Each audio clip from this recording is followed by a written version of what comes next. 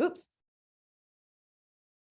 Hello, hello, ladies. I'm so excited to have us all here in one room together. It's been a while. I feel like we had a year where we saw each other very frequently, and now it's been a long time. So I'm happy to all see your faces.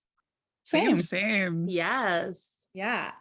So individually and some group conversations we've had together, team, it's really hard.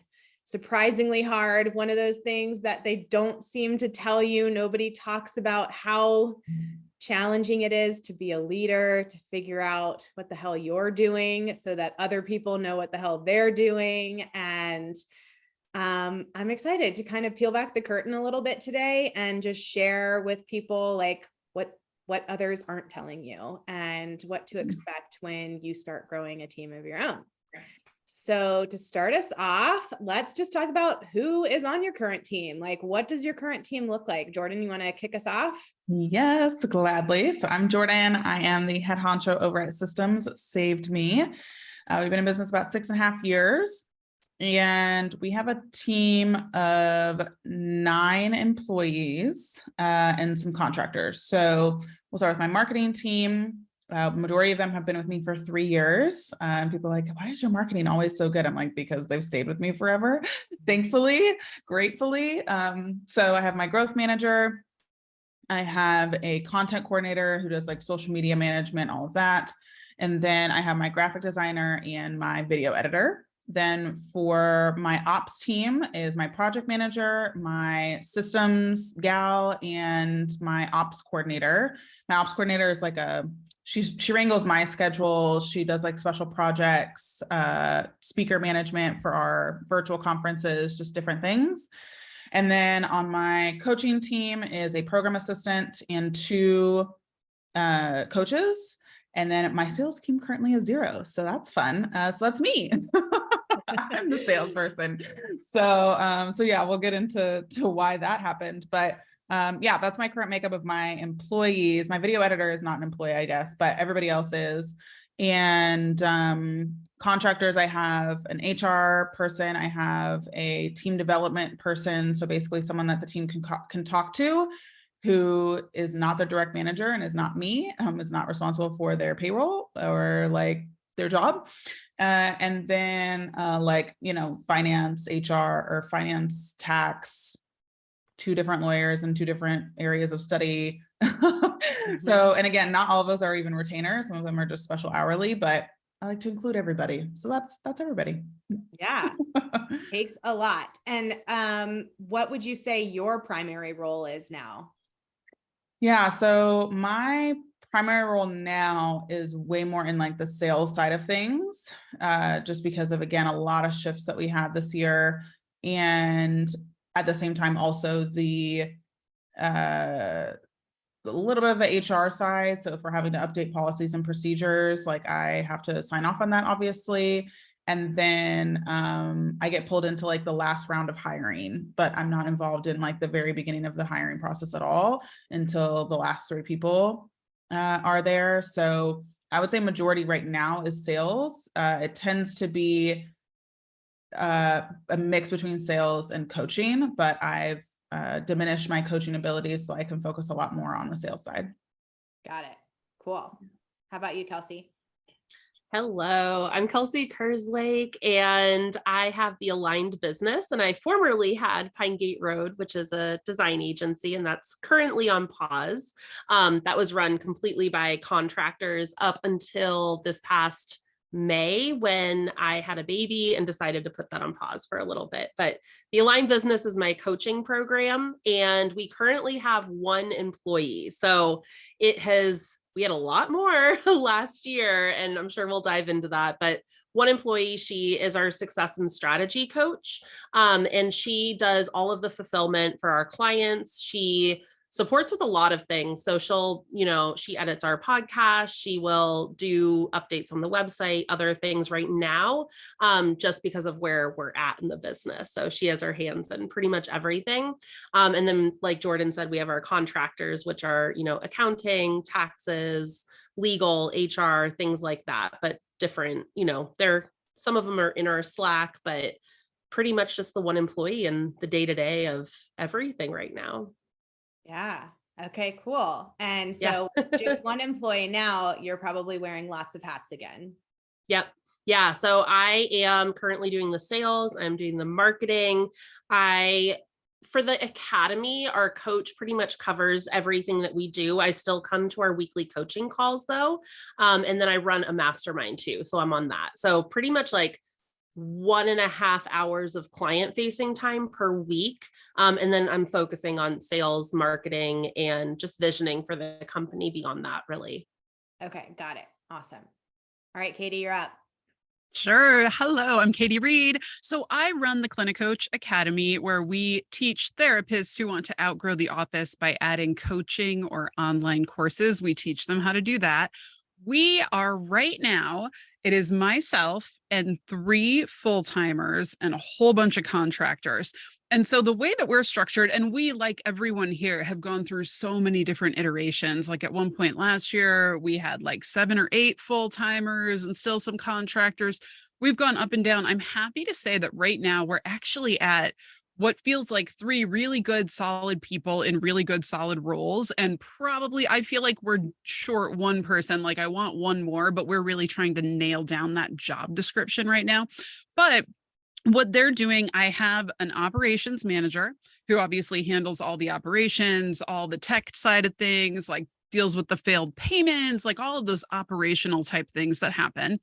We then have a director of client success. So she's a fellow trained therapist like me. So she can actually do a lot of coaching with our clients. And she and I both coach very actively in our group. But she does a lot of leadership within the program itself, and she handles DMs and calls if people are thinking of joining the program and they just want more information, because she knows the program inside and out.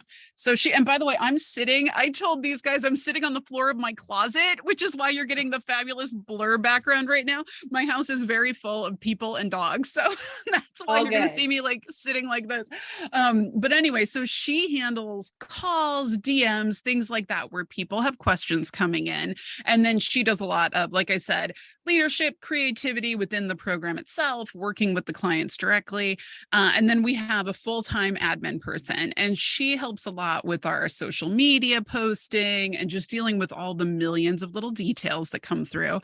In terms of our contractors, we actually have a core coaching staff, which I absolutely love, and they're all contractors, but they all work directly with our clients.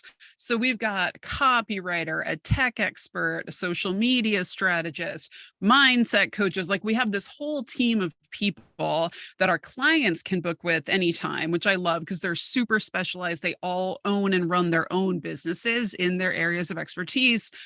And then just like you guys mentioned, all the other typical, the accountants, the lawyers, the HR, the finance people, the tax people, all of those various contractors as well. It's so many more people than you realize when you're starting out that you're going to need.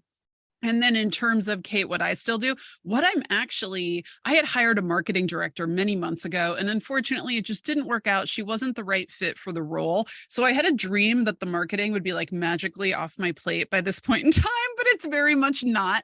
But the truth is, I don't mind it. We were so busy last year that I had completely sort of abandoned my organic social media.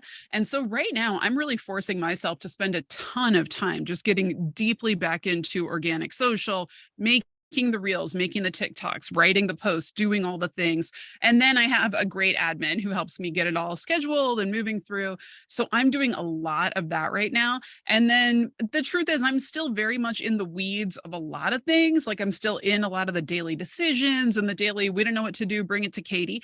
But it's changing. Like we've done a good job little by little. We're kind of organizing better and better, slowly but surely in the back end, to where people know their realms of responsibility and they don't feel like they have to bring every little thing to Katie. So it's, we're getting in that direction now that we have a good solid core team.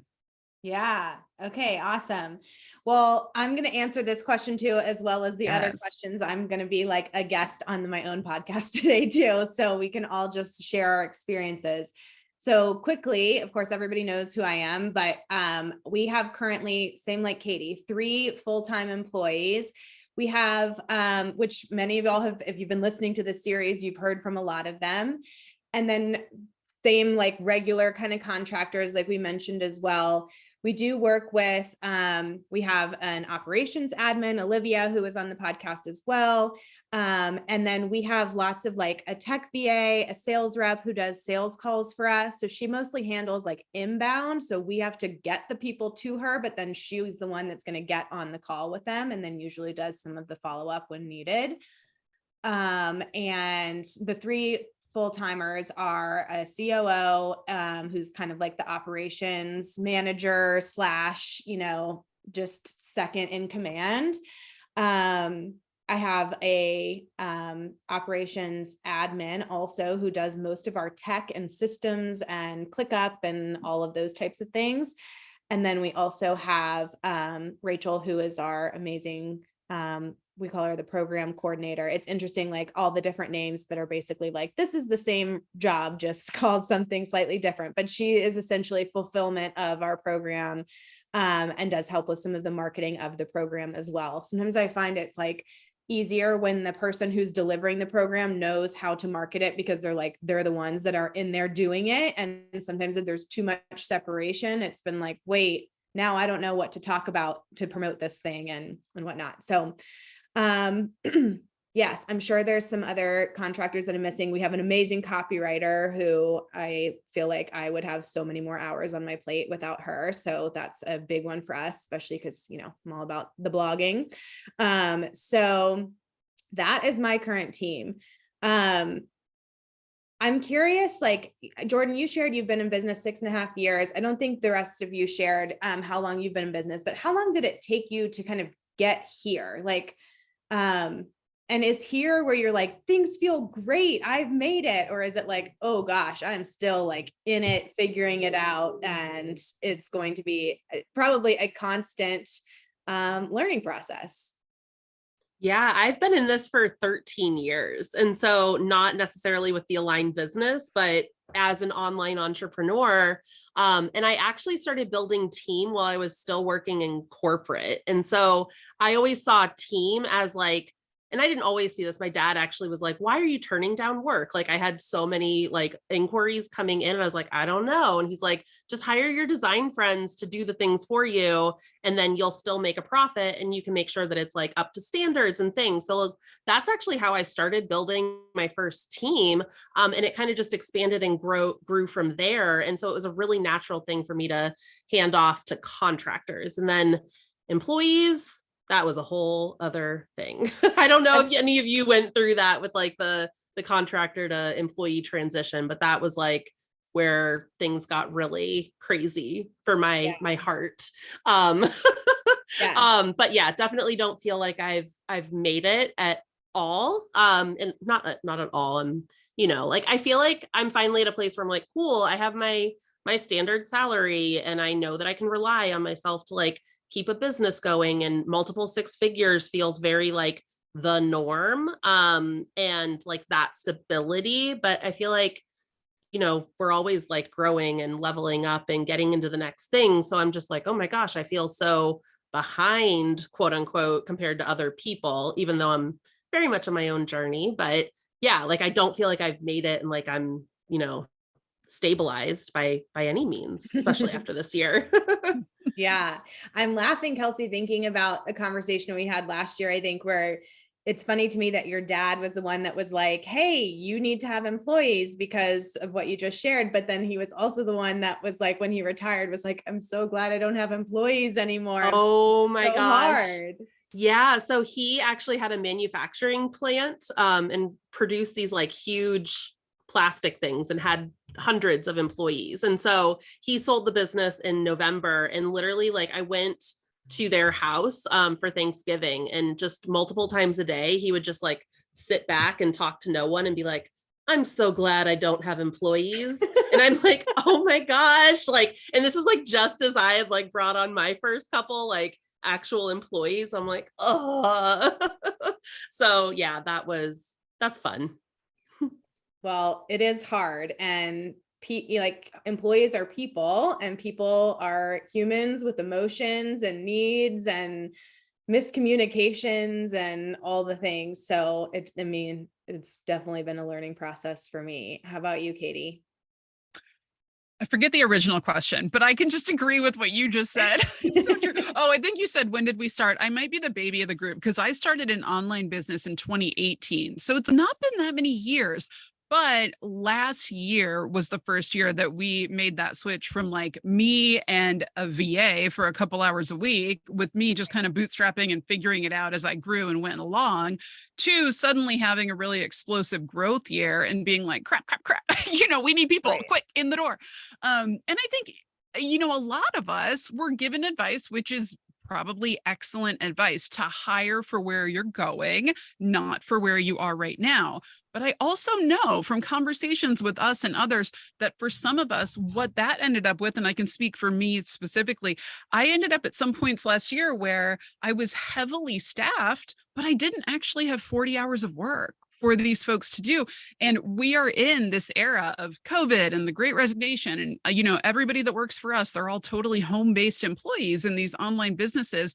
And what we ended up seeing was we would have people, like I remember one person who was kind of in a process, like an HR type process, because the work wasn't up to par. And she was like, you're paying me full time, but I can do this whole job in 15 hours. And 100% sure that was the truth. And what I was having was employees that had like come on, and after the first month, they realized, oh, I can do this job in 15 hours. And then when you realize that as the leader, and you're like, oh, I've got to give these people more work to do, then they're kind of like, screw you. Why are you giving me more work to do? Like I got used to this 15-hour gig. This was not bad. And so it has been such a learning process of figuring out for us exactly what the roles are, and trying not to create roles just around the strengths of the people that you have sitting in them, but to create roles that like you could actually generalize and you could hire somebody else with similar strengths in the future. So that learning process has been huge. And I do think we're in an era where what is expected of employees is very different. I'm in my 40s. I very much grew up with like all boomer bosses where, you were at your desk and you didn't move. And if you were 5 minutes late from lunch, that was big trouble. And like all of that very corporate mentality for all those years. And it's just a different era now that I think we're all trying to figure out the parameters on. Yeah. And doing it, I assume most of us have 100% remote employees or very heavily remote. And that's a whole different thing too. Like, we don't have an office where we can see when you got up from your desk and when you didn't, and anything that you're doing throughout your day. So that's a whole nother, thing challenge to navigate, that like we're the first kind of generation that's dealing with that, especially like post-COVID, where it's like the world is also going more remote. So yeah, new territory. Yeah. Do you find that you have to like navigate that like for every person or situation? Because I had like my employees at one point like thought because it's virtual, like that means like ultimate flexibility. And it's like, how do you actually like have flexible work versus like that sit in your chair, you're on Slack like this many hours a day? Like we had employees who were like thought that the flexibility is like we're napping during the day, or I get to like take my kids to all of their soccer games and like not actually come to work during my 40-hour work week. And just, two little examples there, but I was just like, and then I felt like a crappy boss for being like, hey, you got to sit down and do your work for these 40 hours a week. And like, I don't know, that was just a weird thing to navigate. Like all of this management has been something that I did not get trained in graphic design school to do. And now here I am. So yeah, so true. I think that has been a big lesson for me, is like, I don't think many of us started our business thinking that we would become the CEO of this company that had employees. Like it kind of, for me at least, was like, oh, I just went into this thinking this is my business. I was a freelance writer for almost a decade. So it really was just me. I had not even an assistant, which I probably could have used, but didn't. And so then when I started like hiring a VA, like that was kind of okay at first, but once you expanded beyond that, it's like, oh, and I never had a boss either. So like, I never even had I always worked for myself except for 4 months out of school. So I didn't even have an example of like what to do or what not to do, what makes a good boss. And yeah, that was really tough for me too, Kelsey. Jordan, I see you nodding a lot. Let's hear from you. Oh man, yes, I can resonate with a lot of things. And I think it's a balance, because as somebody who, I have chronic illnesses and I'm very aware of my energetic capacities. And so one day is going to be more productive than the other from me. And so balancing that, I do have different employees that have different things as well. And so navigating that alongside with them, and understanding too, even from an HR perspective, I've learned so much about HR, more than I would like to be honest with you, but it's very important. And I take the fact that I have employees very seriously, because there's more policies and procedures that are in place to protect both of you in a lot of ways. And so, one thing is, a lot of our team members have to track their time. Mm-hmm. And I pushed back a lot about this with my HR person, because I'm like, I'm annoyed when I have to track time. Like, I hate it. And I don't want my best team members to leave because they have to track this stupid time. And she was like, no, Jordan, it's coming from a place of, if they go over 40 hours, they are legally obligated to get paid more. And so if you let them know, and are very clear about, like, this is for your benefit. Like, this is not to be annoying. This is not to micromanage, because it's not, because I hate that. This is coming from a place of, if you work over 40 hours, I am legally obligated to pay you for that. And that's been helpful. And thankfully we haven't lost anybody because of that per se. So, I think that it's a balance of how you operate, and how you show up. It's a balance of HR. Please do not get employees without HR support. My goodness gracious. And get a good HR person. And I'm so thankful. My first one wasn't so great. My second one is amazing. And that it's the HR person. And then it's also understanding just like the undercurrent of like culture that you want to create. Because when you start to get a good core group, like what a lot of y'all have, it gets scary to bring somebody else in. I don't know, again, if that's just me, but like, I'm like, we are good. Like, like, It's like having another baby. You're like, how's this going to change the dynamic? Exactly. It's about personalities. Do they have the same values? Like, and all that stuff. And then with turnover, you have to also be like, okay, is it me? Is it them? Is it both of us? Like, was it just not a joint fit, and whatnot? Because, my sales team, I've gone through 8 salespeople in 9 months, and I've gone through 8 coaches in about 2 years. So, I used to be like, okay, I cannot have any turnover, because what does that say about me as the employer?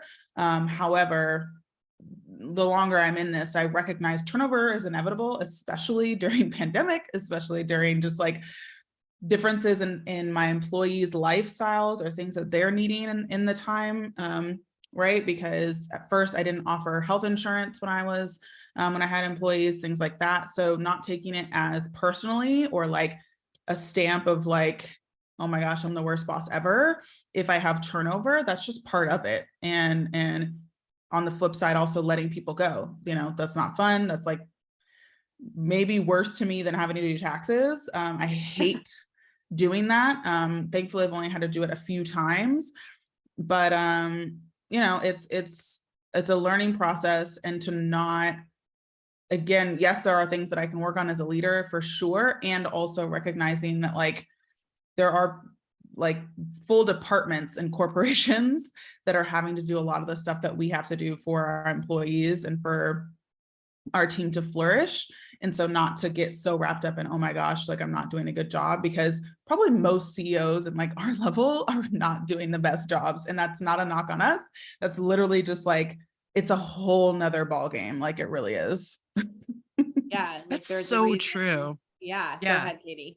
No, it was just what you and Jordan just said, which is so true, because you get in because you probably got one set of skills where you know you can help people with something. And so you go out there like, hey, here I am, here to help you. And all of a sudden it's like, oh, guess what? Now you have employees in 5 different states and all this like morass of legal stuff to comply with and tax stuff and HR stuff and like all this crazy stuff. And you're like, I was just trying to help the people. Like, what happened? Yeah. Yeah. And I mean, there's a reason that there's like entire HR departments at companies, and that like sometimes there's just like one person's whole job is just to manage people and the team. And I mean, and we're trying to do all of that and the original thing we set out to do and continue growing the business. And so we can afford to pay all these people. And yeah, it's a lot. So one of the biggest mistakes that I made as especially early boss leader is keeping people on for longer than I should have. And Jordan, when you were just saying like letting people go, I think I have let people go, but I have probably had more people that I should have let go that I didn't, because either I really liked them as a person and I just wanted it to work out, or sometimes it's like, what I found was really difficult is like, sometimes people are horrible and it's like, oh, this is not going to work. And sometimes people are pretty much always amazing. And you're like, okay, that's easy too. It's like the mediocre people are the hardest, because you're like, sometimes you're good and you do something well and you're helpful. And it feels like I am spending my dollars well by employing you. And then other times it's just not. And I found that mediocre, it sounds kind of like a harsh kind of way to say it, but just sort of like average employees are really difficult to manage, because I don't know, is that making any sense? Y'all relate to that? Yeah, absolutely. I think it's always going to get better. And so I keep like, oh, let's see how it goes this next month and this next month. And one of the things my HR person really had me do is to, actually have those performance improvement plans. And also we created every role based on like very tangible KPIs that we're tracking, even for like intangible things.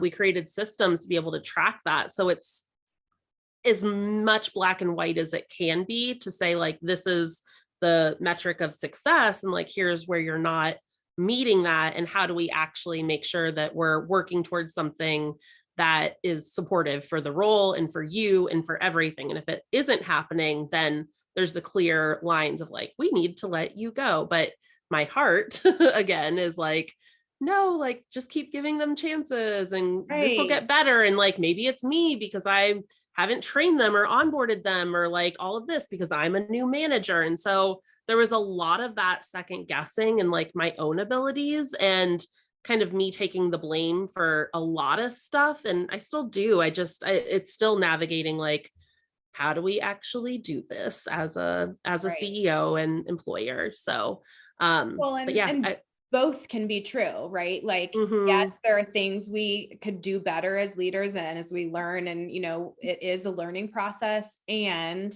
sometimes it's just not the right fit. Yeah. The metrics helped like really see like, hey, this is clearly not supportive of the business. And it gave me some like grounds to stand on that felt better than just saying like, I don't think you're a fit, period. Yeah, I agree with that. And I think too, some of my best hires have been my managers. So I have 2 managers, growth manager and project manager. My project manager is over ops and coaching. My growth is over marketing and sales. And I trust both of them wholeheartedly. Like, and it did not happen overnight. My growth manager has been with me for 3.5 years. My project manager has been with me for a little over a year. My project manager came in being like, I'm going to be running the company. So just like understand where we're going. I was like, all right, great. And my growth manager, she started out as a contractor, like we had talked about earlier. And then she, was like, I kind of want to be full-time. Can I be a full-time employee? And she was one of the first ones to say, like, I want to be with you long-term. And so she was one of the first ones that I made that leap with. And when it comes to being the CEO, sometimes you're not the best manager. And that's the case for me. And not to say that I'm horrible or anything like that, but it's not my best skill set. And so having like managers for me has been a game changer and has really helped me to stay in my zone and stay out of the day-to-day as much as possible. And so they run their meetings how they want to run their meetings. We have one leadership meeting a week. And that's the only one I have with my team, quote unquote, unless there's like one-on-ones that people need or want. But I would say when it comes to just like knowing yourself and knowing too that like, and actually my project manager is my third project manager. My first one was awesome, but then she got pulled away for a really great job. My second one, I did have to let go. And then my third one is Christy. And I see her in the long term. She sees me in the long term. We've had a lot of difficult conversations. We've had to let people go that are on her team. And, that's hard. And she has stuck by, and her and Alice, my growth manager, they both are like, we're in it for the long haul. Like, what do we got to do to make this work? Like, we love this team. And so in order for the team to stay successful, what do we need to do?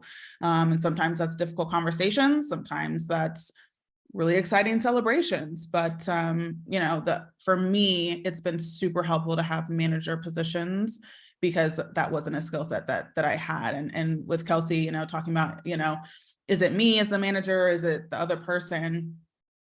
I find that a lot of times it's both. Like, it's like a combo situation. It's usually not. Sometimes it is very heavy leaning one way, but I would say majority of the time it is just like puzzle pieces not matching, and like that's okay. And you do the best you can, right? When I let people go, like I try to give severance if I can. If it's contractor versus employee, then I try to give some grace period where I can. And that stuff comes back, in my experience, when how you treat people in that process, trying to be as graceful as you can, and whatnot. It's helped in a lot of ways to create, again, the team and the culture that we have, because I recognize that we may just be together for a season, and the season's ending, whether it's for you or for me or for both of us. And, I've never not wished anyone on my team well after us. Like, if I feel that I can give a testimonial or I can give some sort of good graces or something, like it just wasn't a good fit for us, but I do see your potential for others. Like, I'm always happy to do that. And I found that gets around and that is shared in how you treat people in those ways, because it can get really dicey when you let people go or things like that in contracts. And I just don't really want that bad juju coming back around. Like, I wish well for people, even if, again, it didn't work out for us. Yeah, Absolutely. On that note, have you ever had somebody quit in a bad way, like not do right by you? I did have one person who quit in a way that surprised me, just from a character perspective. Mm-hmm. But what's interestingly enough, she actually came back a few months later and was just like, hey, can I voice memo you? And I was kind of like, sure.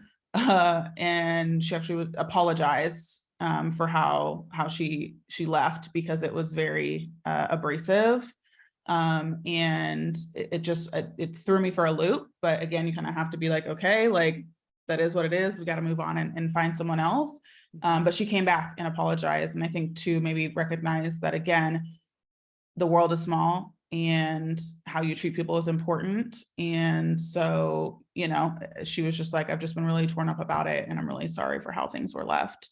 But other than that, I really haven't had any, like, I don't know, super intense quitting situations, thankfully. About y'all, the K's.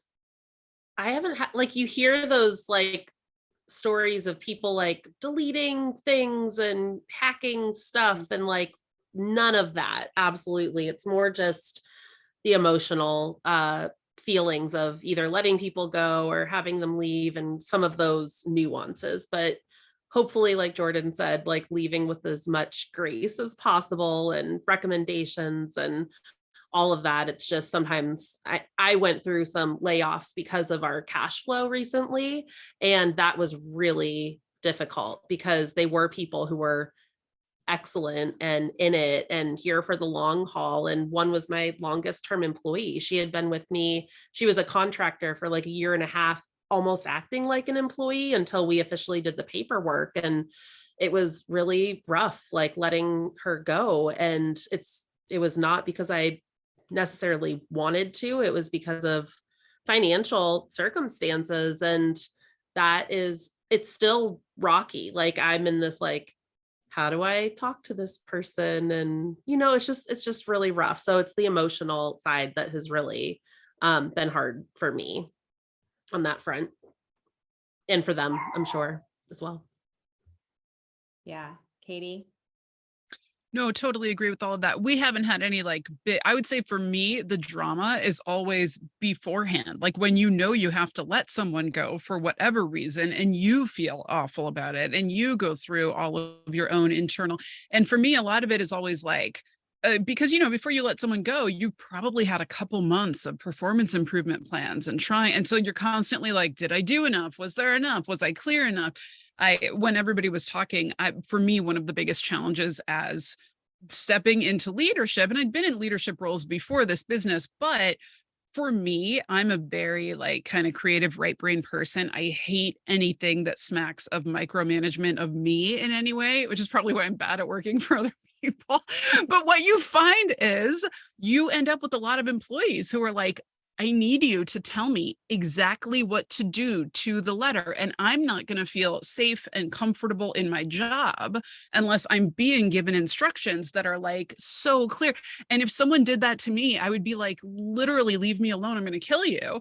But you have employees that are like, please tell me everything to the letter. Exactly. And really realizing wow, that is a weakness of mine because I would hate getting directions that way, but I need to learn to give directions that way where they work for certain people. And it's tricky. It's tricky to navigate stepping into, a type of leadership that you're like, this would not work for me, but I'm clearly hearing from this person that that's what they need and want. So even though I'm uncomfortable, I got to go figure it out. It's my boss as the leader, my job as the leader to go figure that out.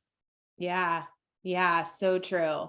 Yeah. It's interesting. Like the way that we want to work is not always the way that people want to work for or with us. And yeah, that can be really uncomfortable. So to bring this back, I had originally started this by saying my biggest mistake was keeping people on longer than I should have. What has been one of, if not the biggest mistake you've made as a leader?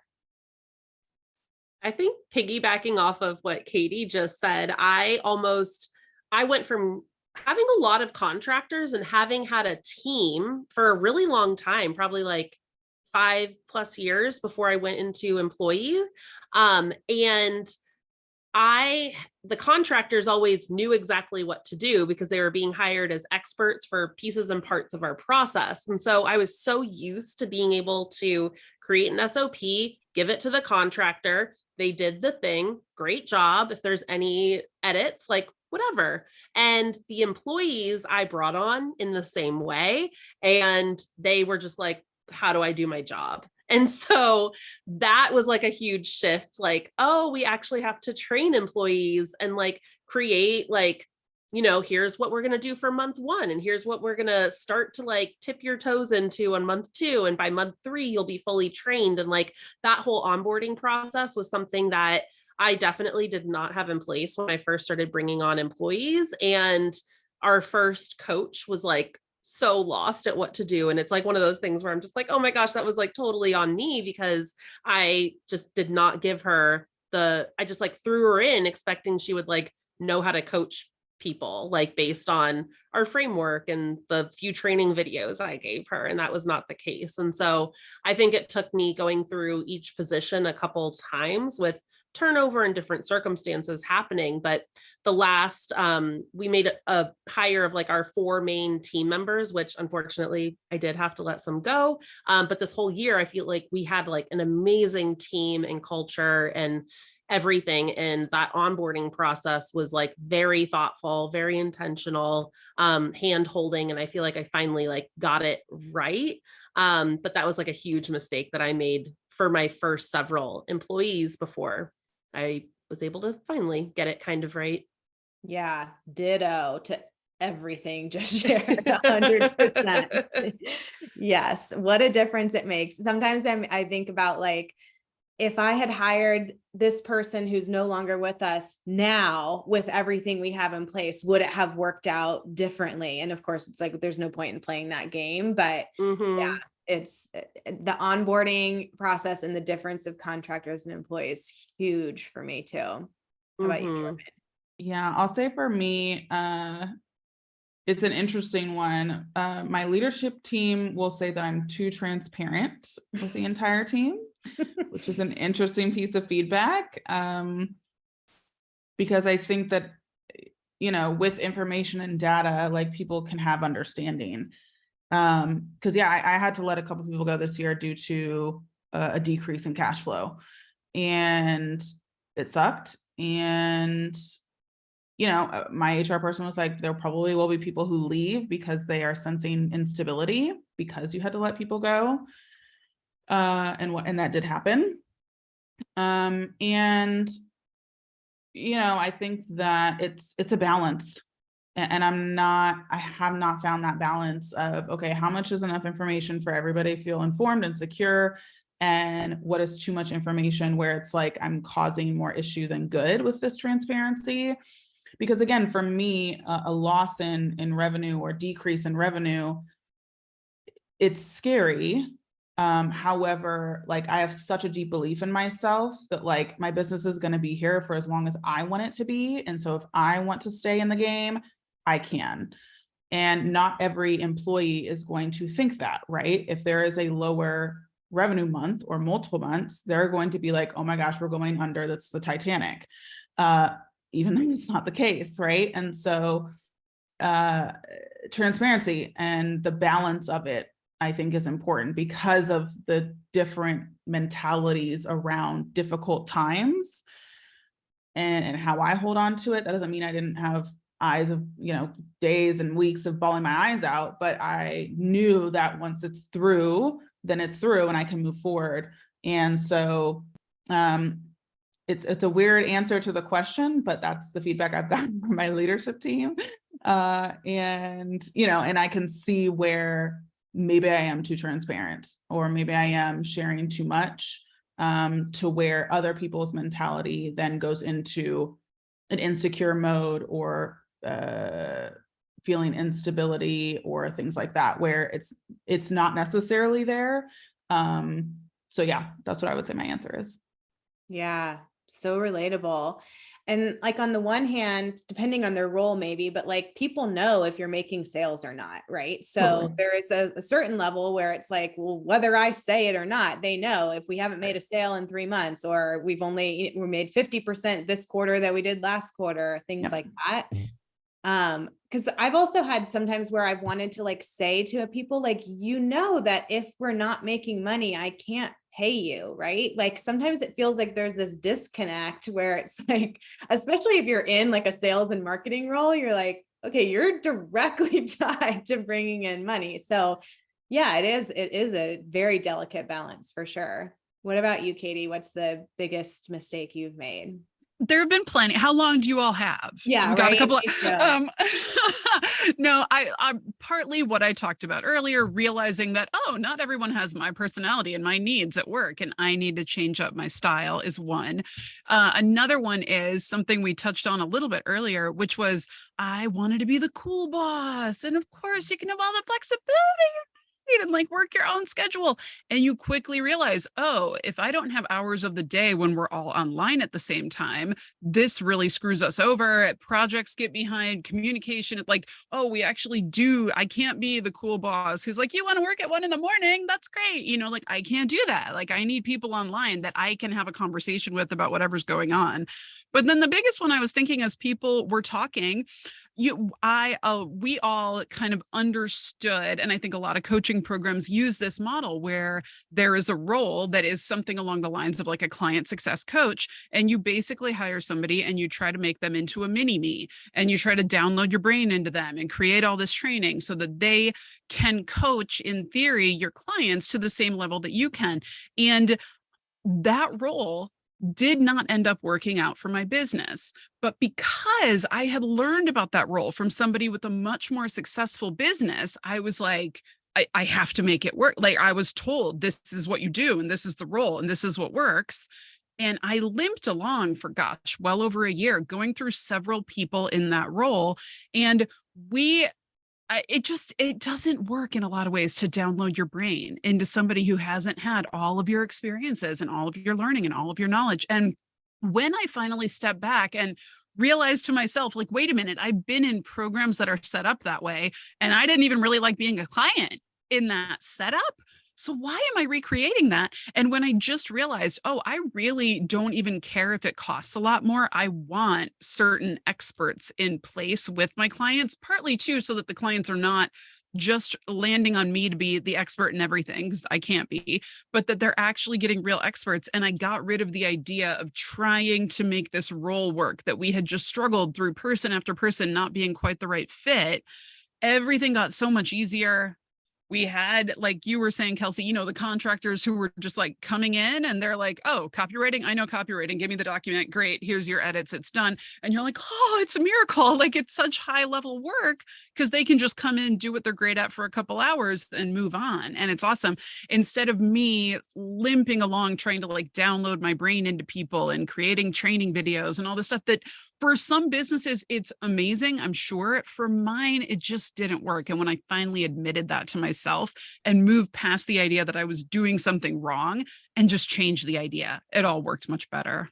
Gosh, that's how I feel about the integrator role, that second in command role. Again, like, I think I just kept trying to hire me to be that. Okay, I just need somebody else to be a second me who can just do everything the way that I would have done. And again, that downloads your brain. And gosh, we went through so many people until then. It was like, okay, actually, to Jordan's point, I'm not a good manager. And I actually, as much as I love my team and I truly care about them as people, like, I don't want to be the one that's like maintaining their career happiness and like managing all of their projects and stuff. So let me hire somebody who does want to spend their time doing all of that and who's really good at it, and kind of realizing your team can complement you instead of just being mini versions of you. Yeah. I love that. So along those lines, we've talked a little bit about like full-time employees versus contractors. Where does everybody stand now? Like, what would you do if you're for the next role that you're going to hire? I would do part-time employees for certain things, just because I went all in on full-time people. And while it ended up working out in the long term, because of the cash flow this year, I wasn't able to sustain that. And we also went through, it was like all of that learning, right? Like, I had so much turnover when I first started bringing on employees that like cash flow kept getting eaten up in a way. And that was just really hard. And I think that I was also hiring for the future of my business. And when this year didn't go as planned as far as sales go, we just couldn't sustain that for the long term. And so I think going into future hires, I'm going to be a lot more cautious, to my detriment or not, but I can't hire for that future growth the same way that I did before. So I think I'm going to be a little bit more risk averse and also bring on people for very specific tinier roles. I think like our next hire will probably be like a part-time marketing assistant to just like be there to do some of the doing for the marketing. But I'm not going to hire like a marketing manager or like a CMO, like I probably like would have last year, thinking like, oh, they need to like be in control of all of the things. It's like, no, Kelsey, like you need somebody to post on Instagram for you and like do some of these admin tasks. Like let's hire an employee that is part-time, that can really give to that role in a part-time way. That's something I didn't really do. I was like, you're either full-time or you're a contractor for this very specific thing. So part-time employees is where I kind of see, I'll have my full-time employee who is like in it with me in the day-to-day, but other part-time roles, I think, is where I'll be heading. Yeah. Cool. Katie, what about you? It's a good question. I'm not sure. We've been, like I said, I feel like we need one extra person right now, and we've been trying to define exactly what this role will be. But when you're a small team, like there's only 4 of us, and my client success director was gone for a week on vacation recently, and I was trying to be her and me.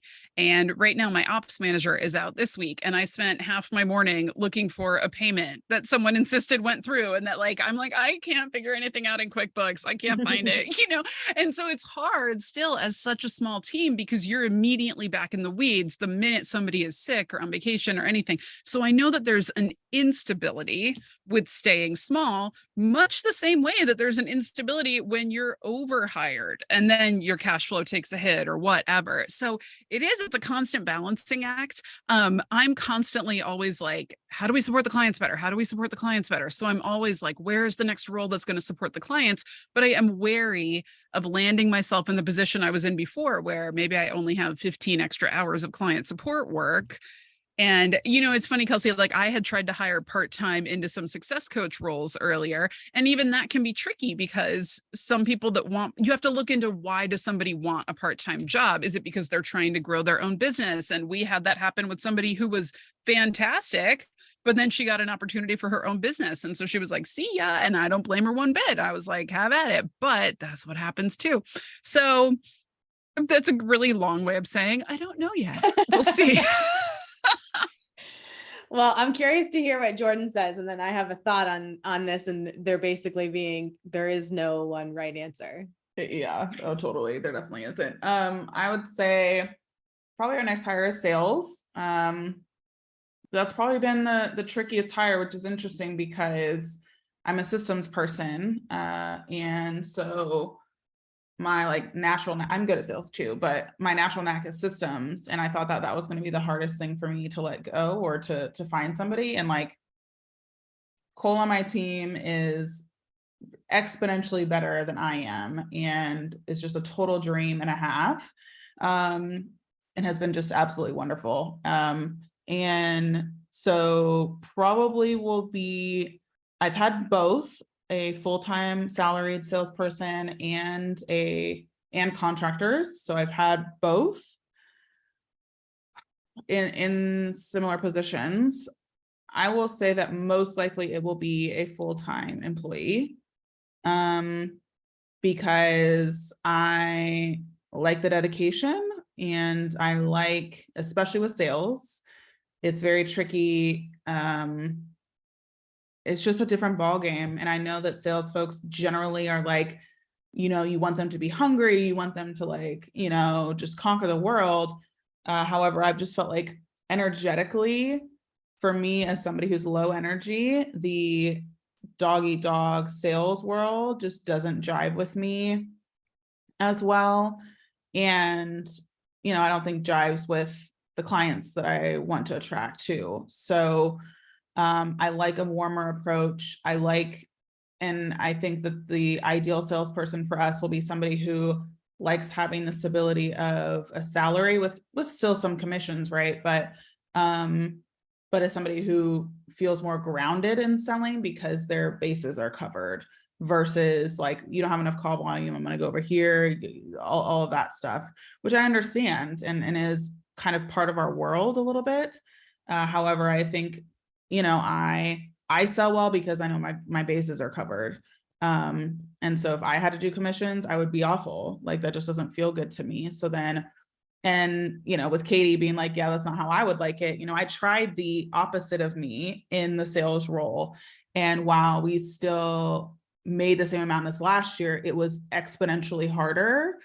And we had even more leads, but our sales were down. Like, we have a database of thousands and thousands and thousands of leads. So we don't have a marketing problem, we have a sales problem. And so for me, we just got to tighten that up. And I think a full-time employee person probably is going to be the best fit for us in our company. Not to say that people can't have the commission only salespeople in theirs, but for us, it was pretty tumultuous. And it wasn't the best fit for me. Yeah. It is so different for everybody, because I had like the full-time employee person, and it's like, I think they were very comfortable earning that base salary. And so it's like, sales will be the last thing that I hire back out, just because of the tumultuousness of that role as well. So it's funny, like hearing you say that, and I'm like, oh, that's like the exact thing that you're wanting is like what I just did. And that did not work out for me, but everybody has their different nuances in business. So yeah, just throwing that out there is like an alternative side of that. Oh, absolutely. Yeah. Don't follow just what I say, for sure. And whatever else. So I think that, yeah, each role is important to look at from a contractor versus employee state and really determine what's going to be the best fit. So yeah, I think that there is some of the comfortability that for sure on the base salary side. And so whatever that balance is, trying to figure out what that looks like. Well, and I know Katie and I have talked about this before too, where it's like you're paying these salespeople even if they're not bringing in any revenue. And then that is hard as the business owner to like, well, wait, what am I paying you for? Yeah. But then I can see the flip side too. Like, we've just had this experience with our sales gal, which is she is 100% commission only and really wanted to be, and she has her own business, and she was actually our first client in the incubator and just loved the program and was like, this would be a great complement to what I'm doing.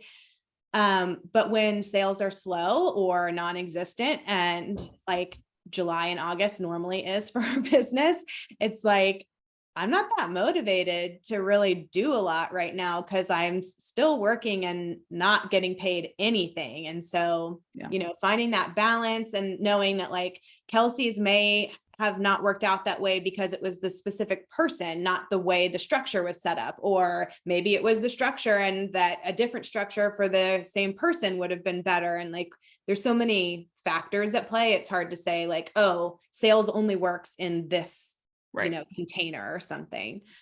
And just to answer that question myself too, I feel like I agree with what you said, Jordan, about like, I really like the level of commitment of a full-time employee or somebody, even if they're not full-time hours, but you're their only thing. And, and that they are fully aware of all the things that are happening in the business like all the time. I feel like with contractors, sometimes it's like, oh, I got to explain to them this whole thing that they didn't know about because they're not on the team meetings or they're not, privy to this information. And some of it's like, well, you could fix that. You could make your contractors come to the team meetings. But there's I think it just depends on the role too. Like certain contractors are like, yeah, no, I'm not coming to your team meeting. I like, that's not my thing. But others maybe would be more open to it. That being said, we have found more success this year, I think, with hiring part-time contractors to start with the hopes of it growing into a full-time role and being really explicit about those expectations up front. I mean, I think unsurprisingly, probably one of my biggest lessons has been how important communication is. And that sounds super obvious. I was thinking, Kelsey, back to your question earlier about like being the cool boss, but like, okay, but you also have to like get your work done. We need to be able to communicate. And I had an experience like that earlier this year too, where it felt like, well, you're always saying that this is a really flexible job, so I could just disappear for 2 days at a time and it shouldn't matter. And it's like, no, we still have to communicate. And maybe the communication is you coming in and saying, hey, I have to disappear for 2 days because XYZ is going on. But at least we have had the conversation. Like, you don't get to just disappear. And That's an extreme example, but I think for lots of things, it's like we found, you can have a doctor's appointment in the middle of the day. Just tell me that you're going to the doctor's appointment in the middle of the day. So I'm not expecting you to answer and then getting pissed or worried when it's like, I haven't heard from you on this question for 4 hours or whatever. Yeah. Okay. We're kind of coming up on the end of our time. I just want to check in with y'all. Are we good to keep going for a few more minutes? Does anybody need to? Okay. So let's kind of switch gears here and talk about culture. I think this was another big lesson for me, is like how to decide what kind of culture I even want to create. And then how do you actually bring that culture to life and like make it a reality? So that's kind of a very open-ended question, but if anybody has any culture thoughts off the bat, I'd love to hear your experience. Oh, you're muted, Jordan. Jordan's You're muted. muted. Of course, Sam.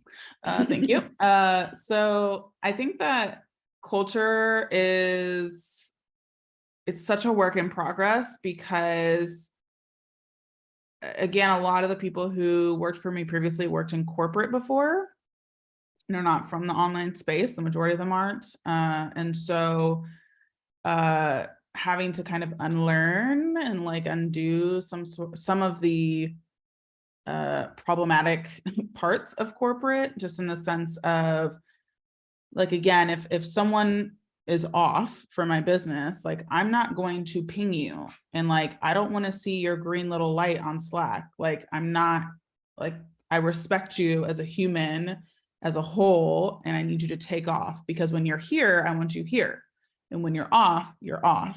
And so then when I'm off, I am also off. So like it's a little bit of the unlearning. Also, I never took a corporate job, so I generally am unaware of what that looks like. And I'm like, why is this happening?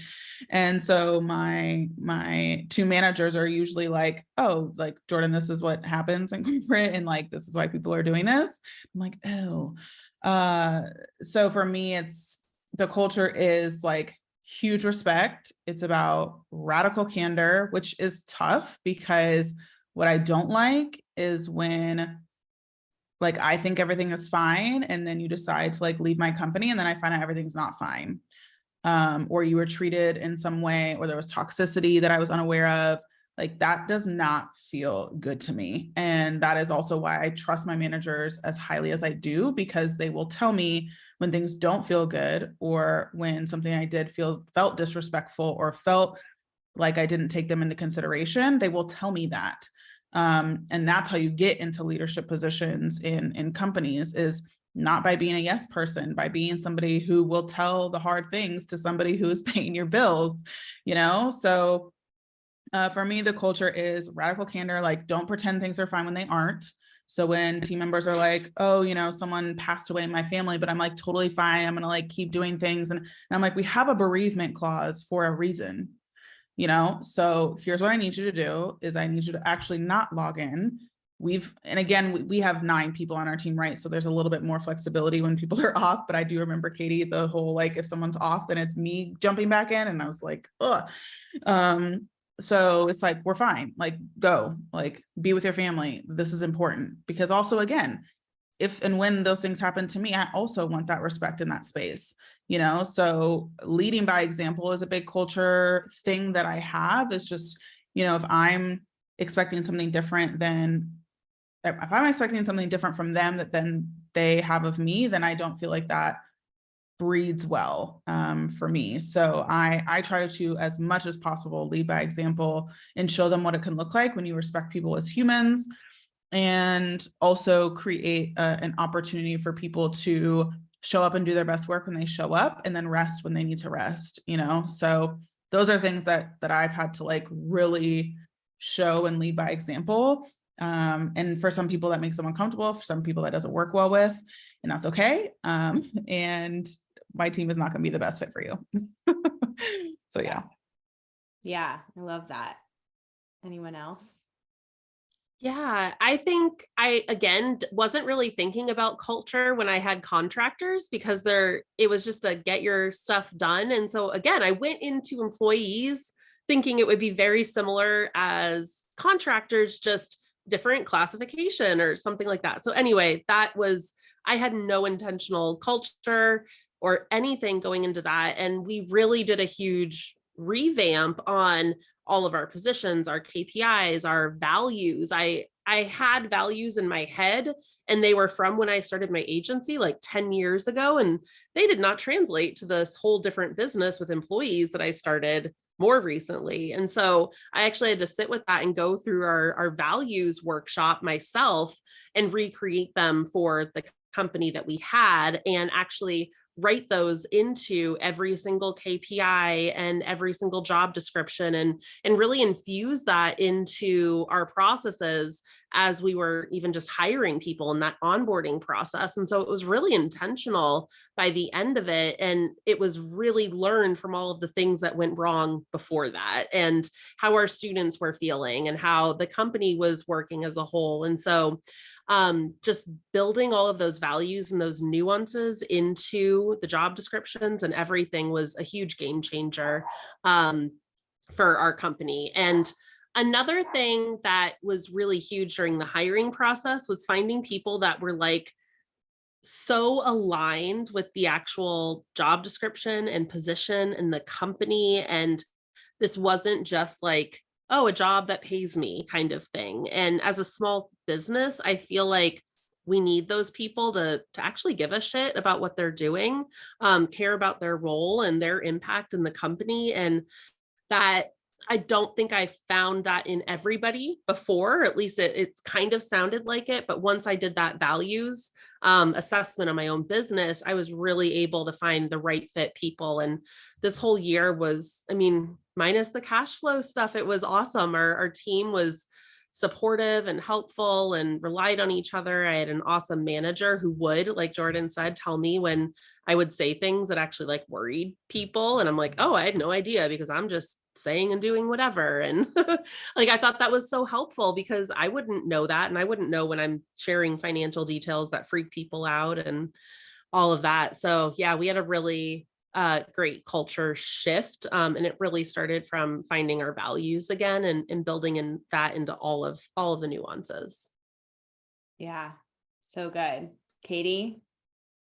It's so funny. This is a total growth edge for me, because when I hear culture, I came out of many years as a community mental health director. And, you guys came from corporate, you like sit in these trainings, and they're like, at every meeting, you need to read the mission, vision, values at the beginning of the meeting, and like all this stuff that I hated so much. And I was like, none of the employees care. This is so painful. Like, why are we all sitting through this? And that was always my impression of like company culture, was like the stupid poster on the wall that you walk past on the way to your office every day. And I was like, I want nothing to do with it. And in my little company, we'll just all be best friends, and that'll be the culture. We'll just all like love each other, and it'll be great, and it'll be awesome. And I really wanted it to be that easy. Me too. That sounds great. Yeah. Right? It'd be perfect.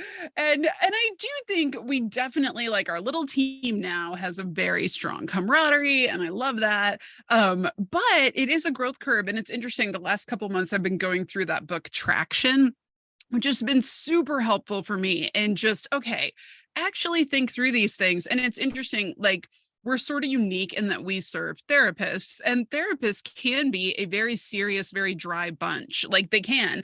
And yet our clients who we love and who are really successful are the more fun-loving, playful, like outgoing, extroverted, and they have those qualities. And just realizing, like, oh, as much as I'm trying to call out those qualities in our ideal clients, that you really do need to call out those qualities that you're looking for in your ideal employees, much the same way. And so it was good for me to go through and be like, okay, so what do I want in people that work here? Much the same way you'd say, well, what do I want in people who join our program? Like, who are the great people that we're going to love working with in this program? And thinking about it the same way for employees, and realizing that, like you were saying, Kate, for example, if I was going to hire an integrator, because I'm that pure sort of creative visionary, I have 27 ideas a day. Somebody needs to tell me to sit the F down and stop talking because I have too many ideas. But I can think back. There's a woman when I was a director, she was one of my managers. She was the exact personality of an integrator where she was like, I am going to take all this data and I am going to perfectly manage all these people. And we're all going to go to our KPIs and everything. And personally, like we wouldn't have necessarily gone and gotten a drink, like we were very different personalities, but she was amazing in that role. She was so good at that role, just the best I've ever seen. And so when I think about those different roles being like, okay, I'm not necessarily looking for the person that I'm going to like giggle over a coffee with. I need somebody who's just really good at this. And that they really, like you were saying, Kelsey, that they actually care. Like at the end of the day, you need people that actually care, not necessarily even about you and your business, but like about your clients in the way that you do. And it's not that somebody who doesn't care about your clients in that way is a bad person. It just might be that's not their thing. Like they're not there with your business. They might be, somebody could leave mine and go to Jordan's and be a perfect fit because they're down with those clients in that business, but really realizing, okay, at the end of the day, you just need people where they're willing to, like my client success director from the beginning, she and we will chat on Slack all weekend because she might be fielding a DM on the weekend or whatnot. And because of that, we really have become good friends and we'll like send memes and stuff back and forth and crap like that. And it doesn't bother either of us to be communicating on the weekend. But, we had to grow into that. And other people on my team, like you see Friday at 5, notifications off. And I'm like, absolutely, you do you. You will not hear from me. Don't worry about it, and just being able to respect where different people are and that some people might love that and some people might hate it and they might just be a better fit somewhere else. Yeah. Yeah. When you said the poster on the wall, what my answer was going to be to this question is something I actually learned from Brene Brown's Dare to Lead book, which has been like such a game changer for me. I think one of the things that surprised me most about being a boss is how emotional it is. And so going to somebody like Brene, who's like, let's talk about our feelings and put everything out there. And like, that was really helpful for me. So anyway, what she talks about is what Kelsey said, you need to be really intentional and actually think about what are your core values and not just you as a person, but what are your company's core values and like your business's mission. And we've we've changed them over the course of the last few years as we've learned from mistakes. But the biggest thing that's helped us is creating operationalized behaviors out of the core values. So like one of our core values is we make mistakes. And so we have a little paragraph that explains in more detail what that means. And we had that for years, but people still felt like they were scared to do the wrong thing. They felt like, even though it's not like I ever would yell at somebody or like shame somebody if they made a mistake or something like that, but you could tell like people didn't feel safe to make mistakes. So we created this operationalized behavior that was when you make a mistake, you come into the Slack channel and you say, hey, I made a mistake. Here's what happened. Here's what I learned from it. I'm taking radical responsibility, etc. And I started by doing it myself when I made mistakes, which God knows I make 100 a day. So I think kind of modeling the core values for people and turning it into something tangible like that was super helpful in actually making that culture more than just the poster on the wall with like a cat that says teamwork or something, like it really made a huge difference. So that's what I was thinking. You said the poster on the wall. Yeah. Yeah, Kate, I think like with our values, like we also had like little bullet points and we're like, and this is exactly what this looks like. And each of these different like job descriptions or why we're doing certain things, like ours are very, very detailed. And it is like, this is how you live that out. It's not just like we're in alignment. It's like, this is what alignment means. And when we're in alignment, this is like the results that we'll see. So we're looking for X, Y, and Z. And like, this is what it means in your job role and your job role and your job role. And like being so like detailed about that and seeing it come to life and in all of those little instances. Yeah. I actually love hearing you guys say that because it makes me think about all those leadership seminars that I would sit in where they were like, just read the mission, vision, values. And it was like this disconnected paragraph that you'd have to read over and over to yourself, where people would be like falling asleep. Yeah. And yet what you guys are talking about is actually putting that into action, actually saying, and here's an example, this thing that happened today, here's an example of how that connects to this. And here's the bullet point, and here's the mistake I made. Like, I love that, because that feels so much more connected than the old corporate way of thinking about it. Right. Yeah. Well, I can't take any credit for it. Brene taught me everything. So, but and to that point, I think it's also like team members can come in and say, oh, I'm super aligned with the values, but then you kind of see them in action and you're like, not really. I don't really see you doing it. And it's kind of a way to be able to, again, like almost like a KPI thing where you don't just say, hey, I don't think we're aligned, we're going to have to let you go. You say like, hey, here's this tangible thing that is just, I don't see this happening. And it's not that it's like, the purpose is not so that you can easily fire people, but, I think just, again, being like super clear in your expectations. And something else that somebody said, I can't remember who said it now, was maybe about like that they really care, Katie, and it was you, about really caring about the clients, which I think 100% is so important. I also feel like there's this thing, and I don't know if this is going to come out the wrong way, maybe we'll have to edit this out, but it's like, also, I appreciate my team members so much. Like, I care about them so much. And it needs to be reciprocal, where they also appreciate the job and appreciate me and the other team members as well. And I think I went through a few too many people where it was like this combination of maybe like not really wanting to work that much, like feeling like, oh, this is a cool culture, like it's flexible and I don't really have to do that much, and not really caring. And then just like complaining about vacation days when it's like, you have 6 weeks off a year and you've only used one. Why are you asking me next year if they roll over in this way that's like whiny, and like, there's just things like that where I'm like, do you even, like, I am working so hard to try to make you happy. And it's like, it's very stressful. And then when people didn't appreciate it, then I felt like became super resentful, and it just created this toxic relationship. So maybe what I'm trying to say is not just people need to appreciate me, but like there needs to be this reciprocity in the employer-employee relationship. Yep, I totally feel that. I think for me, one thing that we've noticed, and I think it's partly in hiring remote and in hiring younger people, like Gen Z people, is we have come to identify pretty quickly. I hate to say it, but it's almost like you have to look for the shadiness factor. Like, do you totally trust that somebody is there and is working and they have everything in mind and they have the best interests at heart?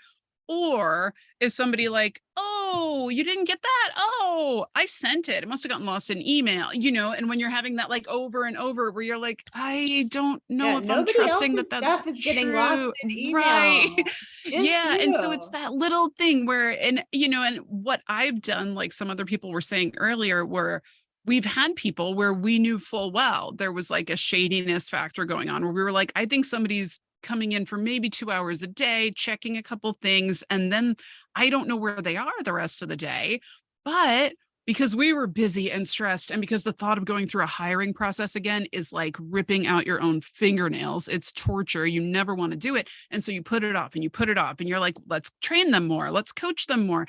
But it's funny, my ops manager, she's very good at picking it up very quickly. And she'll be like, it's just their personality. Like, they're not gonna get on board and suddenly start loving this job and showing up and being here for it in the way you want them to be. And she can pick it out faster than me, because I'll be like, no, it's gonna be great. Like, we just spent 3 months hiring them. It's got to work out,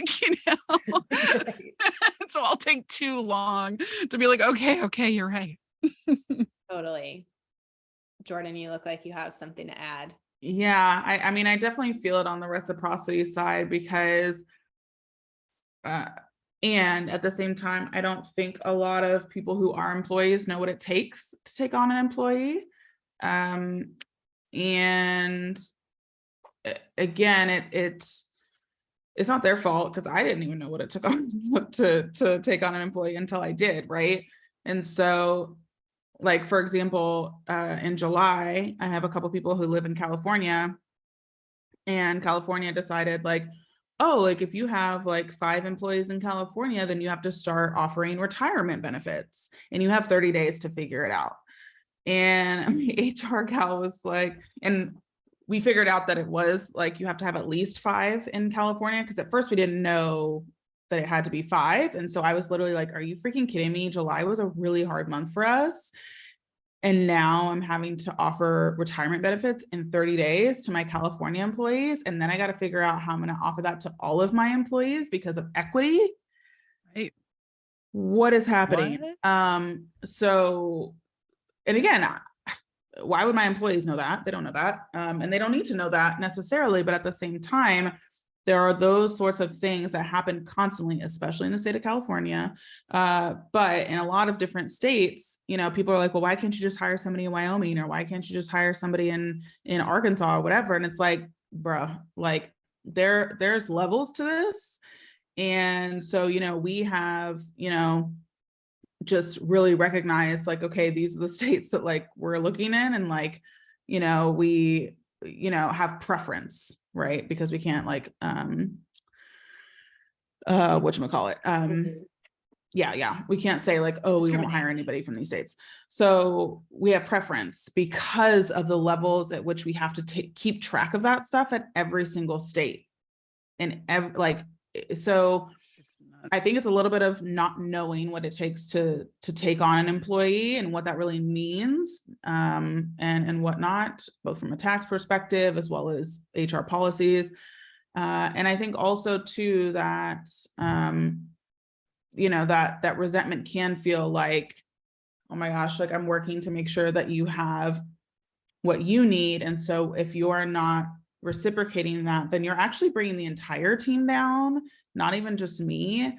Like, and that's what was frustrating most probably to me when it came to salespeople being contractors, was there was no direct connection to the fact that what you're doing directly affects all of the employees on the team.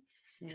And like, that's a problem. Like it was very disconnected, which I take some responsibility for, but it's like, you know, I'm having to let go of employees because of the actions and whatnot of sales.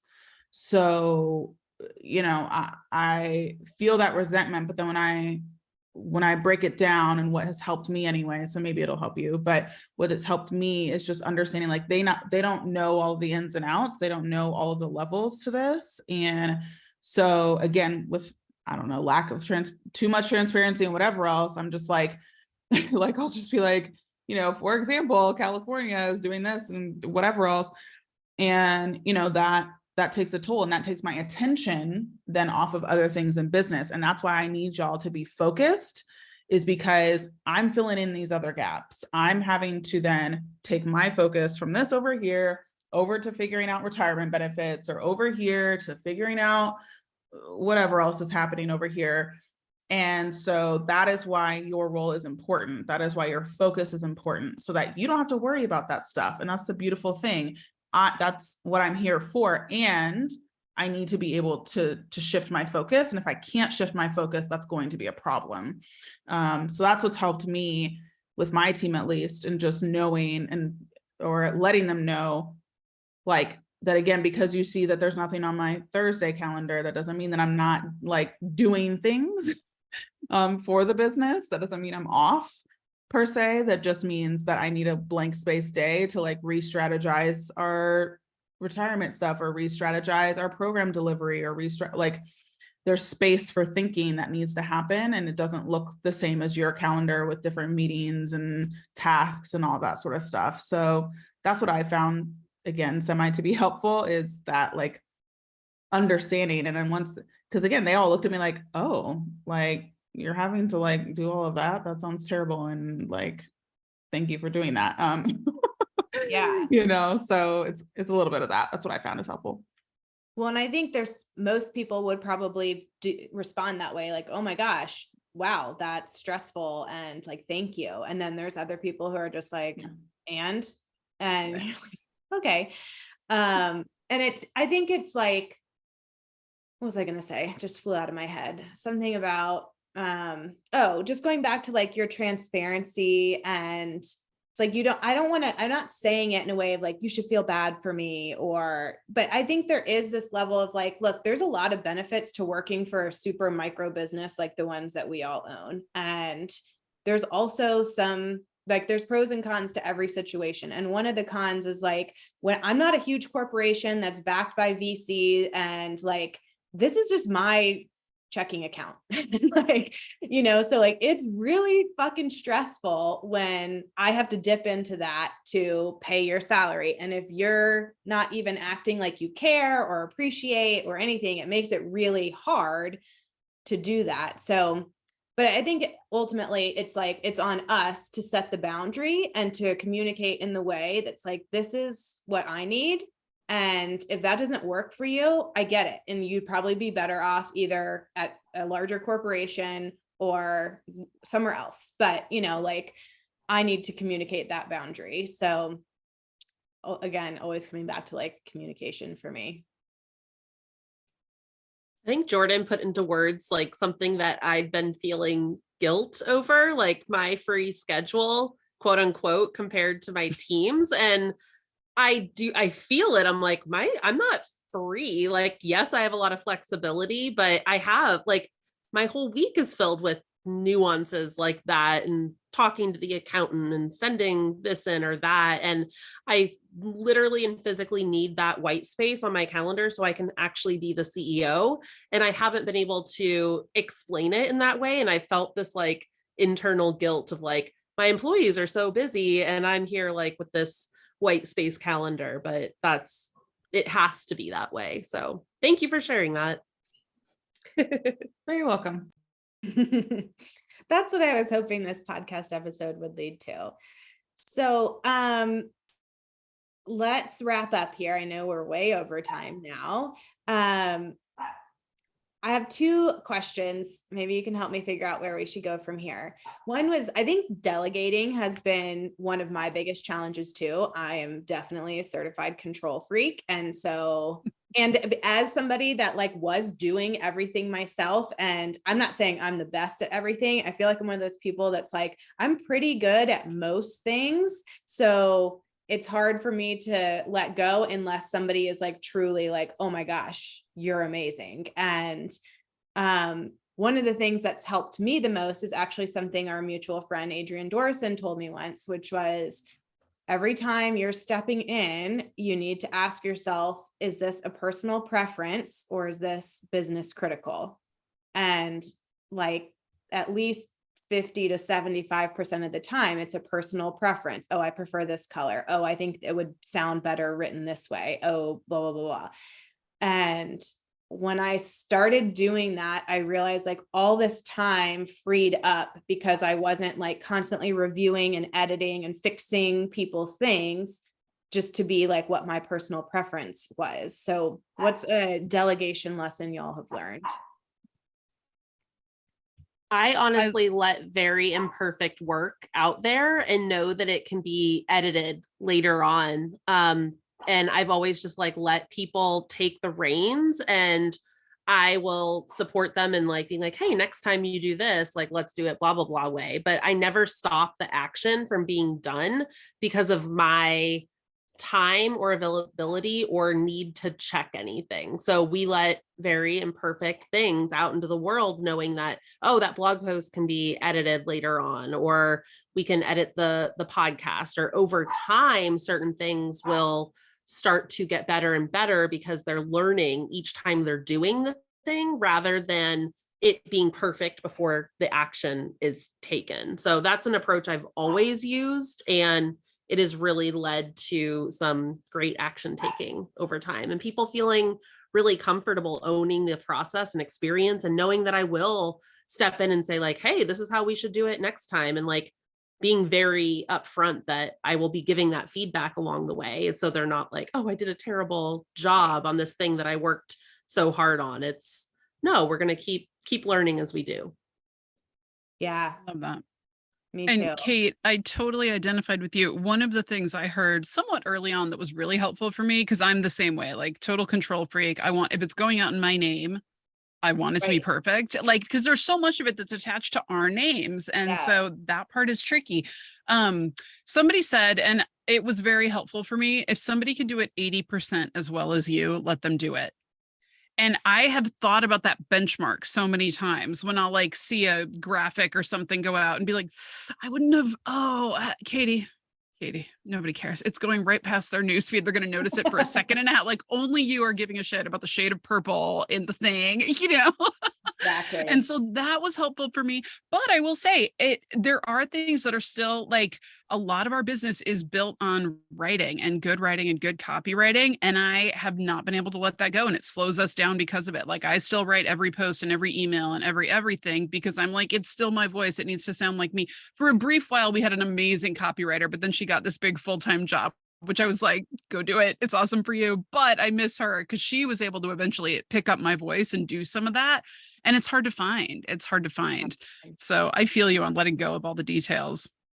I Yeah. love that advice though, 80%. And I mean, it's definitely like, I realized like I sounded super cocky being like, I'm really good at lots of stuff, but I didn't, it didn't mean it that in that way. It was more just like, well, you're really good at being you, and your well, business is a yeah, that's reflection of exactly you. what it is. That's exactly Yeah. what it is. And like, so it's a reflection of me. So I want it to be how I would have done it, even though how I would have done it is not always the best way. And a Right. lot of times when I've been like, let's just see what happens by letting them do it their way. And then it's like, oh, that worked way better than what I would have done. So yeah, I love that 80%. That's perfect. Yeah. I say that all the time to myself, Katie, 80%. Like, I'm just like, That's awesome. I cannot, as a recovering perfectionist, I feel like that definitely is tricky for me.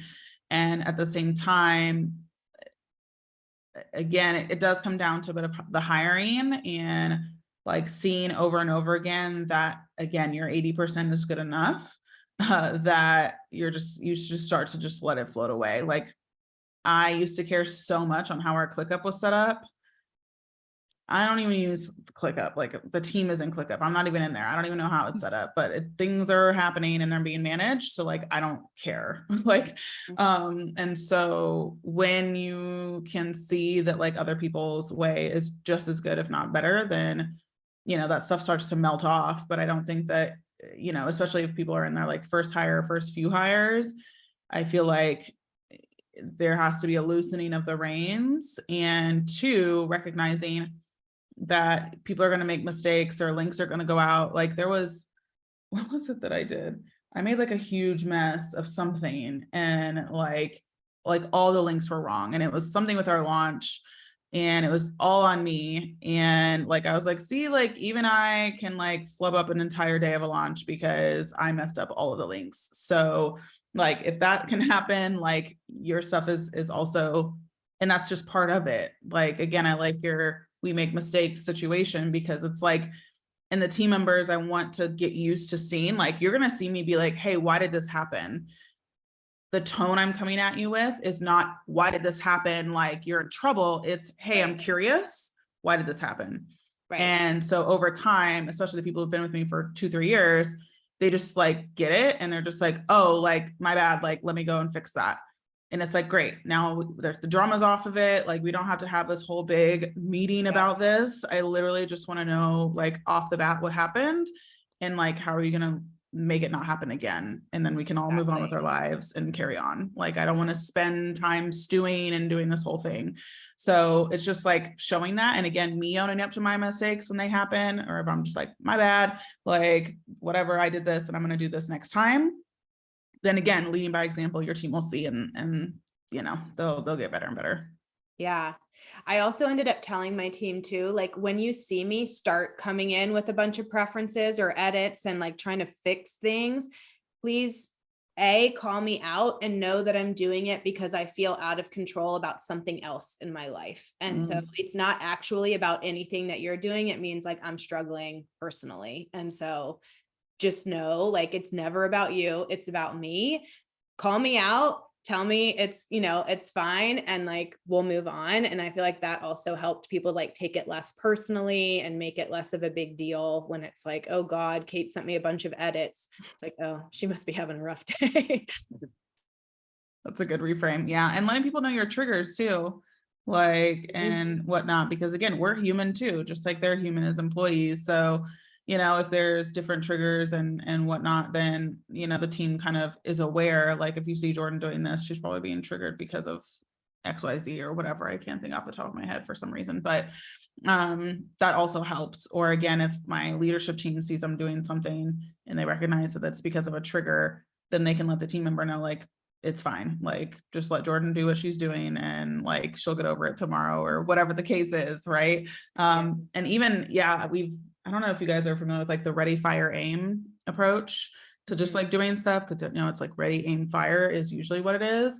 Like I'm having to right now talk through my team of like, we need to ready, fire, aim. Like we are not going to have even 80% of what we need to have done when I am putting things out into the world, and it's all going to be okay. Because I just know that when I take inspired action, that's actually what brings us results. And when I'm restrained and I'm having to wait and sit on my hands, that's where we're in trouble. And so what is the again, balance, I guess, or what is the breaking point of like, okay, there's enough done to where like we can take payment and like people get a confirmation email and then let Jordan go, versus like having everything stacked. Like we did a self-study last week of our program, and like all that happened was I wrote the sales page, I set up the integrations for payment, and I was like, you'll get access on Monday or whatever. And like, that was it. And like, I ran and we had like 48 sales. So like, Amazing. so it's just like, I need to go, and like, y'all can't like, not hold me back, but just y'all can't make me sit on my hands for too long, because then the inspired action becomes just action. And then it's not going to have as good of results as if I'm inspired and I'm like, so excited and seeping, like it's seeping from my pores. That stuff is magnetic. And so again, if it's not seeping from my pores anymore, then again, that's going to affect our results. So they've gotten a lot better about that. And me and my project manager had several conversations just about like, how does that make her feel? Like, what are the ways that like I could do better? And just like letting her know that I'm going to go run off and start selling a self-study, like, and whatever else. So, so that's been beautiful too. But, I wanted to share that too, because I think there can be some tension between you as a CEO and whatever your operator person is. And I remember being the operator person, which is really hard when people just go off and gallivant and then you're having to clean up the mess. And I never wanted that for my team. And so finding that breaking point of like, okay, here's how much I need to know, and here's how much Jordan has to have in order for her to go do her thing. And then being okay with figuring out the rest. And everyone has their self-study today, and it's fine. And like, so yeah, it's a tricky part of it, but you'll find it. And just like a good reminder too, that everything is fixable too. Like, let's say you did the self-study thing and people couldn't get access. Okay. They'd email you and you'd fix it and give them access. Like, it wouldn't be Literally the end of the world. So yeah, that's a good reminder. Jordan, you're better than I am with you setting up the confirmation emails. I'm like, you'll manually get this at some point because I'm not setting up the integrations, but here's the checkout link. Yeah, just pay me and I promise I'll give you what I'll get it to you when I wake up in the morning. Goodbye. That's how my last minute things go. But either way is inspiring to me, because I think I'm the one that's often making my team sit on their hands, because I need to review everything and make sure it's so perfect and I got every detail covered. And that just is giving me permission. We have so many exciting things coming up. Just do it. Like, what my vision is for it. I trust you, and we can fix anything that doesn't go exactly right. So thank you. Yeah. Welcome. All right. Any parting words before we end here? Is there anything that what do you wish somebody had told you before starting a team?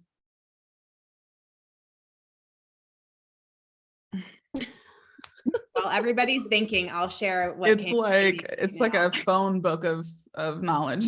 I know. True. What's one thing you wish somebody told you? And for me, I think it is that having a team is simultaneously lonely and supportive. And I think it goes to what we were saying before about like, it's really hard, and you're managing so many other people's emotions and payrolls and expenses and benefits and tasks and projects and all the things. And sometimes it feels like nobody else really gets everything that's on you. And yet somehow also, like, now that I have this beautiful team in place, it's like, oh my gosh, I've never felt more like seen and held and supported, and like it was all worth it. I like that one. Yeah, I think mine is similar-ish in the sense of, I just because you have maybe been on teams that you haven't seen a team work out for you, whether that was you were on a team in corporate or you were on a team in wherever you came from, and it never felt good to you, doesn't mean that you can't have a team that is going to be great.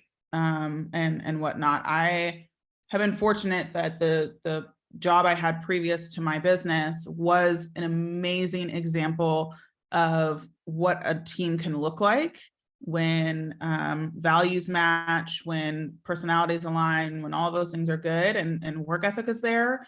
And so I base a lot of my philosophy on team on my past experience, that specific past experience, because I have that. However, I do know that not a lot of people have had a good experience, whether in corporate or nonprofit or whatever. And so not to let that diminish the opportunity for you to have a team that is really great and feels really good and is supportive, like we're talking about, because it's so available, and you just may need more help or more like conversations with people who have done it in a way that you think is aligned with how you operate. So yeah, I would say don't let past experiences hinder you when it comes to building a team. Or if you want to be a solopreneur forever, cool. But also if you do aspire to have a team, but you're like scared or like don't know what that actually looks like, just know that like all of those things can be learned. Like all of us have learned along the way, and we found people that have been very supportive and have aligned with our values. Beautiful. Katie? I think, not that I necessarily would have wanted somebody to tell me this, but it would have been nice for me to realize that it's going to be I don't know if I can swear. It's going to be a lot harder than you think. A shit show? It's a shit ton harder for years. You know what? It's going to be a shit ton harder than you think. And I think a lot of us become successful entrepreneurs because we have some level of intuition, interpersonal skills, charm as human beings, like whatever it is that you've kind of like relied on to stumble through your life. And you think, oh, I'll be fine hiring a team. Like I can chat with people. We'll just be able to, geez, I'm a freaking therapist, right? Like I should be able to talk through anything. And you realize like, oh, it's not that simple. It's far more complicated when you're dealing with people's livelihoods and their daily responsibilities and their own life story that they're trying to write, that you are part of for a short or long time, and that you have whatever role you have to play, and same with them in your life. And there are just so many things happening in that dynamic all at once that it is harder than you think. And probably I wish somebody had said to me, like, start earlier, reading the books, really looking into how to manage teams, how to be a good leader, all those things. Don't just assume that because you're a decent entrepreneur, you're going to be good at this necessarily. Yeah. Ditto. Second, all that 100%. Yep. Like, what do I add here? I think that learning the difference between delegating and managing was huge for me, and something I wish I would have understood the nuances of before I went into having employees, and how important it is to have proper onboarding and KPIs and those kinds of things set up before you bring on the employees, because otherwise they're like, where do I go? What do I do? And you're trying to figure that out on the fly. And I think there are certain things that you can, but it takes a really special employee to figure that out with you, instead of having it set up for them. So I wish I knew that. I don't think I knew what a KPI was going into employees. So there we go. I didn't know what an SOP was. What? Yeah, onboarding seemed like, hey, this is our business. Here's our website. You good? Yep. You get it. Yeah, exactly. Yeah. Oh man. Well, this was such a good conversation. I think it will go down as the longest episode in our podcast history, but I enjoyed every minute of it. I hope y'all did too. Thank you so much for sharing so openly and vulnerably. I love you all. Thank you. Love you. Thank Thanks, you. Kate. Love you. Bye.